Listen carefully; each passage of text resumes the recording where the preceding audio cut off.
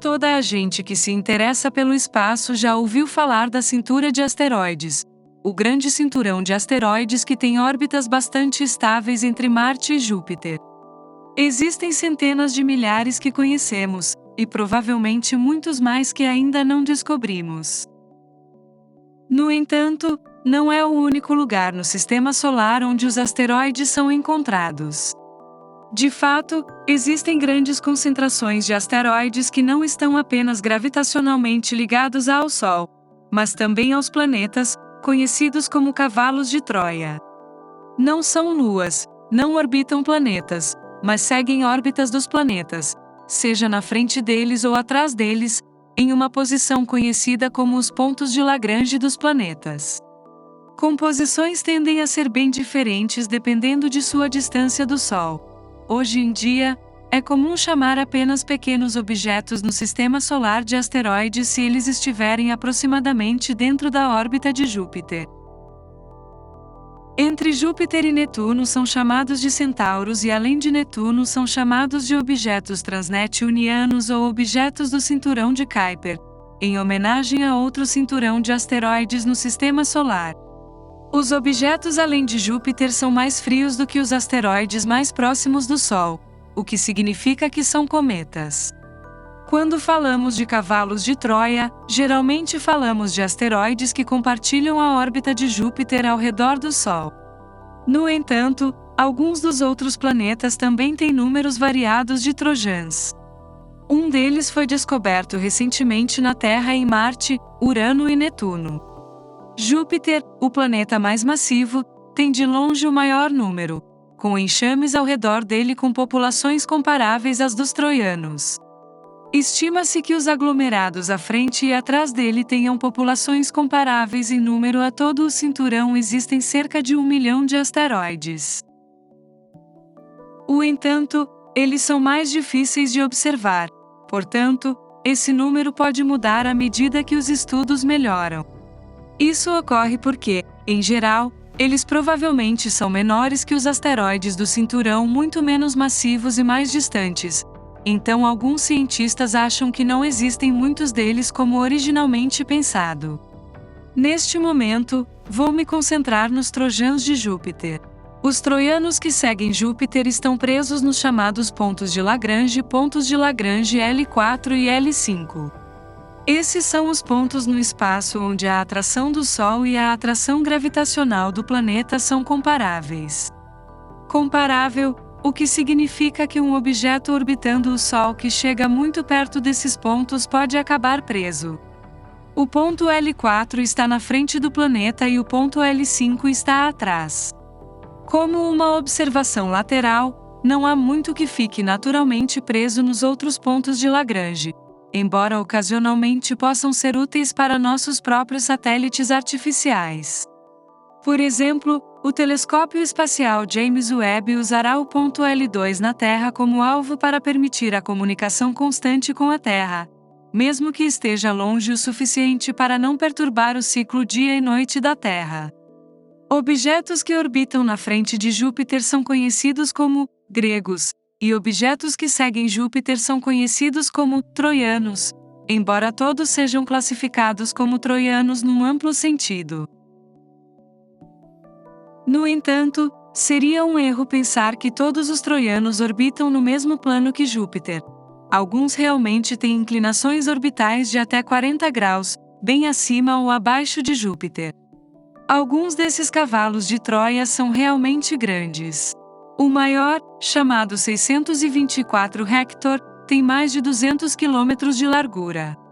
É tão grande que tem uma lua de 12 km de largura chamada Scamandrius. Embora a maioria dos outros cavalos de Troia não seja tão grande, os maiores compartilham um esquema de nomenclatura comum. Tudo baseado em nomes associados à lenda troiana, como Aquiles e Paris. Como mencionei antes, a coisa realmente interessante sobre esses cavalos de Troia é que existem muitos deles, eles têm uma composição diferente daquela que estamos acostumados a ver em muitos outros asteroides. Eles parecem ser de uma cor laranja ou vermelha profunda, cobertos por algo conhecido como tolins. É a mesma substância que dá a Plutão suas manchas vermelhas. No entanto, como os cavalos de Troia são tão pequenos e tão distantes, não há muito mais do que isso. É por isso que a NASA está prestes a lançar a espaçonave Lucy de $1 bilhão em uma longa jornada de 12 anos. Eles visitarão 7 desses corpos, mais um asteroide do cinturão de Bônus, e tirarão fotos e investigarão de perto.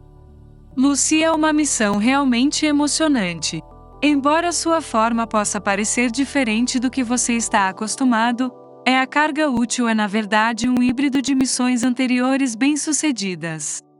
A câmera a bordo é derivada do New Horizons e do que vimos e a Rocote. Sabemos que você pode capturar imagens espetaculares.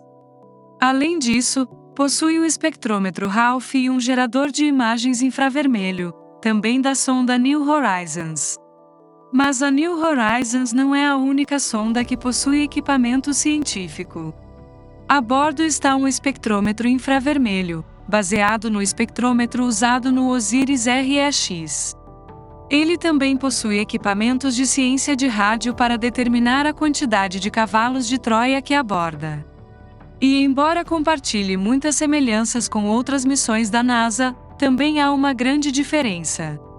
Notavelmente, em comparação com o New Horizons, que era alimentado por RTGS, ele teria grandes painéis solares. Esses painéis solares são diferentes de tudo já visto em uma espaçonave.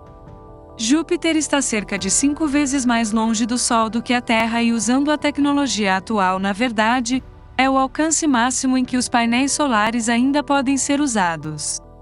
Mesmo assim, esses painéis devem ser enormes, cada um com 6 metros de diâmetro. Quando a New Horizons passou por Júpiter, os painéis solares não eram uma opção viável. A jornada de Lucy para os vários Trojans a leva por um caminho bastante incomum.